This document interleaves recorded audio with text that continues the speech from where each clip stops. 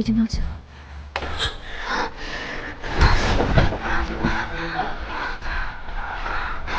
过了12点才算结束，现在你依然是我的。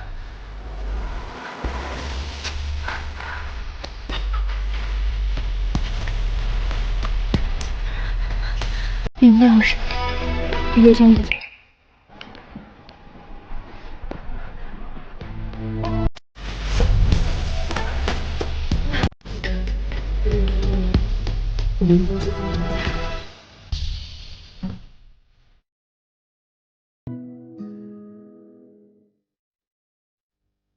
确定不去了？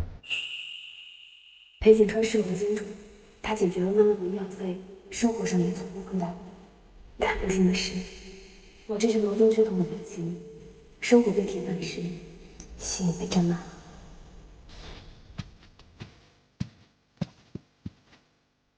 不是了，我媽病情好轉，想讓我早點生孩子。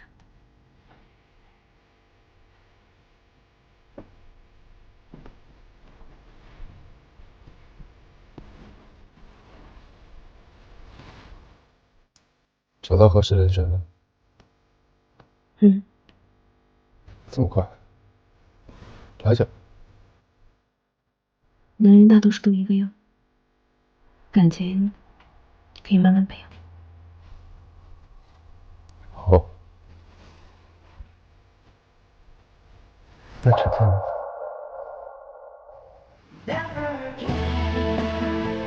裴景川，我很認真。那怎么沒有想過跟你結婚？